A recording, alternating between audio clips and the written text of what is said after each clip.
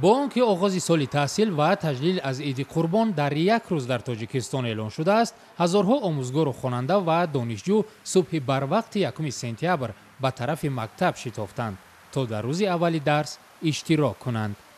ما رفتیم و گفتن ساعت 12:30 در می جشن گفتن. این کودکان برای نخستین بار به مکتب آمدند. گیمنازیای رقمی 53 پایتخت 160 نفر را به صنف یکم قبول کرده است. سلام بچه.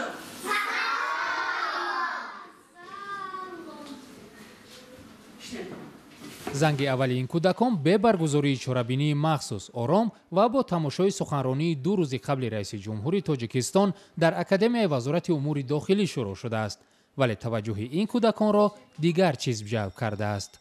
آجم به من مکتب به من معقول شد، کتابا به من معقول شد،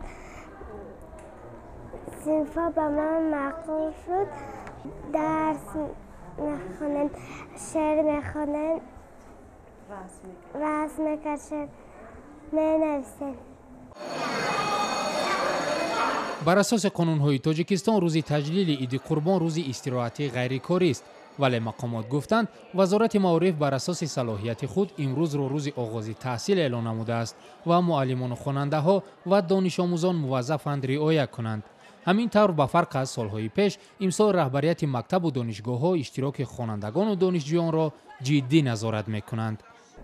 در گیمنازیای ما کم آمد خوانندگان به نظر نرسید، چون که ما کارهای فهماندهی با پدر و مادران گذرانیده بودیم. اونا همشون راضی بودند که تمام خوانندگان خود را، فرزندان خود را برای به مکتب بر روز درسی صلح و روز دانش روانه کردن و از صبح بر وقت از ساعت 7 ما آنها را قبول کردیم و درس صلح را گذراندیم و بعد از درس صلح طبق جدول درسی درس ها ادامه دارد.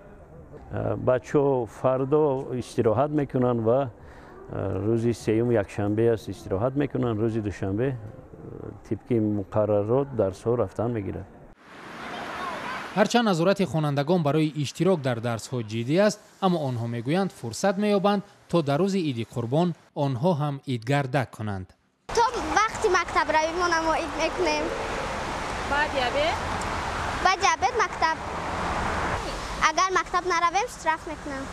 ما را گفتن که و این روز درس میریم، بعد فردا روز شنبه استراحت میکنیم.